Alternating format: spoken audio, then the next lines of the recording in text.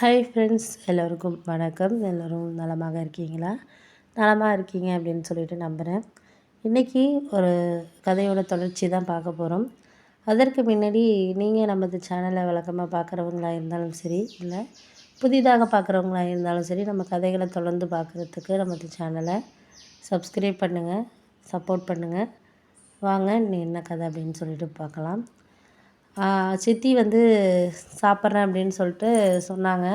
நானே சமைக்கலை சித்தி, நீங்கள் வந்திருக்கிறீங்க, பத்திரிக்கை கொடுக்க வந்தவங்கள உங்களை சமைக்க விட்டுருவேண்ணா, இருங்க ஒரு 10 நிமிஷம் இருங்க அப்படின்னு சொல்லிட்டு, அதுக்கப்புறம் வந்து எங்கள் வீட்டிலேருந்து ஒரு 4வது 5வது வீட்டில் வந்து சமையல் செஞ்சு ஆஃபீஸில் வேலை பார்க்குறவங்களுக்கெல்லாம் கொடுக்குறாங்க.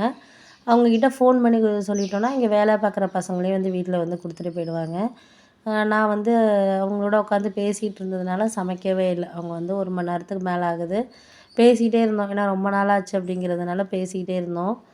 அப்புறம் ஃபோன் பண்ணி இந்த மாதிரி சாப்பாடு 2 பார்சல் இருந்தால் கொண்டு வாங்க அப்படின்னு சொல்லிட்டு சொன்னேன். அப்புறம் ஒரு 10 நிமிஷத்துலேயே இங்கே வேலை பார்க்குற பையன் வந்து கொடுத்துட்டு போனாங்க. பணம் வந்து ஒரு ஈவினிங் அண்ணன் தருவாருப்பா அப்படின்னோடனே, அது ஒன்றும் பிரச்சனை இல்லைக்கா, அதெல்லாம் அண்ணன் கொடுத்துருவாரு அப்படின்னு சொல்லிட்டு அந்த பையன் போயிட்டான். அதுக்கப்புறம் சித்தி வந்து வெஜிடேரியனுங்கிறதுனால அவங்களுக்கு சமைச்ச, ஏன்னா நான்வெஜ் சாப்பிட்றவங்களா இருந்தால் அதுவும் ஆர்டர் பண்ணிக்கலாம். அவங்க வெஜ்ஜு மட்டும் தான் சாப்பிடுவாங்க அப்படிங்கிறதுனால, அதுக்கப்புறம் அங்கே அவங்கள வெஜ்ஜு மட்டும் தான் சாப்பிடுவாங்க அப்படிங்கிறதுனால அவங்களுக்கு ஏற்ற மாதிரி கூட்டு பொரியல் எல்லாமே ஆர்டர் பண்ணியிருந்தேன், 2 சாப்பாடுமே. அப்புறம் உட்காந்து சாப்பிட்டேன். சாப்பிட்டு அவங்களும் சாப்பிட்டாங்க. சாப்பிட்டு அவங்க சொன்னாங்க, இது மாதிரி வந்து எனக்கு வந்து கொஞ்சம் இதாக தாம்மா இருக்குது, என்ன பண்ணுறது, மனசளவில் ரொம்ப இதாக தான் இருக்குது, கவலையாக தான் இருக்குது. சில விஷயங்கள் வந்து உங்கள் அம்மா அப்பாவும் சரி, தம்பியும் சரி, இன்னுமே வந்து அதை உணர மாட்டாங்கிறான். உன் தம்பி எப்படின்னா, உங்கள் அப்பாவுக்கு வந்து இப்போது நிறைய லேண்ட்லாம் வாங்கி போட்டிருக்காரு. இப்போ உன்னை வந்து கல்யாணம் பண்ணி கொடுத்து இது பண்ணியிருந்தா எவ்வளோது செஞ்சுருக்கணும். இப்போ அது கிடையாது. இருந்தாலும் இப்போ வந்து அவன் வந்து ஏதோ இப்போ காலேஜ் முடித்தோடனே ஏதோ பிஸ்னஸ் ஸ்டார்ட் பண்ணணும் அப்படின்னு சொல்லிகிட்டு இருக்கான்.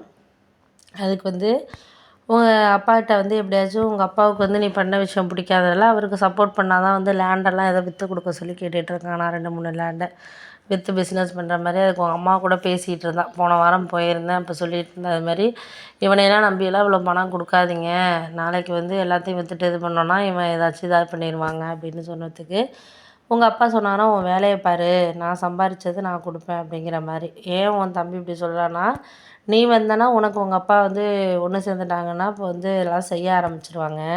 அதனால் அவனுக்கு எல்லாம் கிடைக்காது, எல்லாமே அவனே அனுபவிச்சுக்கணும்னு நினைக்கிற மாதிரி கேரக்டராக இருக்கான் அப்படின்னு சொல்லிட்டு இருந்தேன். விடுங்க சித்தி, இப்போ தான் நான் நல்லா தானே இருக்கேன். நாங்களும் தான் இங்கே தான் வீடு கட்டிட்டார் அவர், வீடாக வாங்கிட்டோம் நாங்கள். இங்கே பிளாட்லாம் வாங்கி போட்டிருக்காரு அவர். நாங்கள் எல்லாமே இருக்குது, கார் இருக்குது, எல்லாமே இருக்குது. நம்மகிட்ட வந்து ஒன்றும் இது பண்ண போகிறது கிடையாது. அவங்க மாமியார் மாமனாரும் அவங்க பொண்ணோட இருக்கிறாங்க. நாங்களும் அடுத்த மாதம் வந்து ஒரு 2 மாதம் நான் இருக்கிறேன் அப்படிங்கிற மாதிரி சொல்லியிருந்தாங்க அத்தையும்.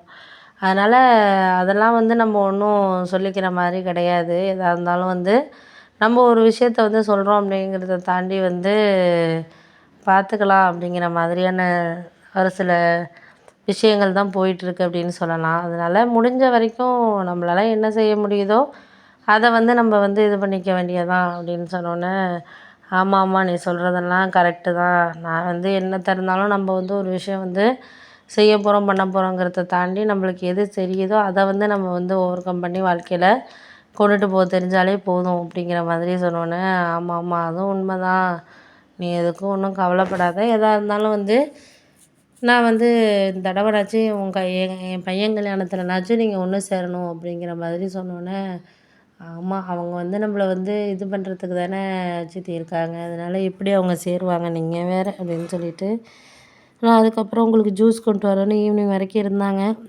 ஜூஸ் எல்லாம் வேணாம், எது வேணாம்மா, மதியானம் சாப்பிட்டதே ஒரு மாதிரி இருக்குது, நான் கிளம்புறேன், கார் இப்போ தான் புக் பண்ணியிருக்கேன் அப்படின்னோடனே, ஏன் நான் இங்கேயே தான் கார் கிடக்குல, அவர் பைக்கில் போயிருக்காரு, வேணால் நான் வந்து பக்கத்து வீட்டு பையனை கொண்டாந்து நான் விட சொல்கிறேன் காரில் உங்களுக்கு பஸ் ஸ்டாண்டு வரைக்கும் அப்படின்னோடனே, அதுக்கப்புறம் அதெல்லாம் ஏன் சிரமம், அதெல்லாம் வேணாமா அப்படின்னோடனே, இல்லை இல்லை, நான் ஆச்சு ஹாஸ்பிட்டல் போகிறதுன்னா அந்த பையன் தான், பக்கத்தில் இருக்க பையன் தான் கொஞ்சம் ஹெல்ப் பண்ணுவான், அவன் நல்லா கார் ஓட்டுவான், ஒன்றும் பிரச்சனை இல்லை, அவங்க வீட்லேயும் கார்லாம் இருக்கனால எப்போயாச்சும் அழைச்சிட்டு போய் விடுவான், என்னையுமே ஹாஸ்பிட்டலுக்கெலாம் சில டைம் இவ்வளோ லீவ் போட முடியாதப்போ அந்த பையன் தான் செக்கப்க்கெல்லாம் அழைச்சிட்டு போகிறதுக்கு ஓட்டிகிட்டு வருவான். சித்தி இருங்க ஒரு நிமிஷம் அப்படின்னு சொல்லிட்டு, அப்புறம் பக்கத்து வீட்டு பையனை இது மாதிரி கூப்பிட்டா, மகேஷ் அப்படின்னு சொல்லிட்டு கூப்பிட்டோன்னே அந்த பையன் வந்து வந்தான். என்னக்கா அப்படின்னு கேட்டான்.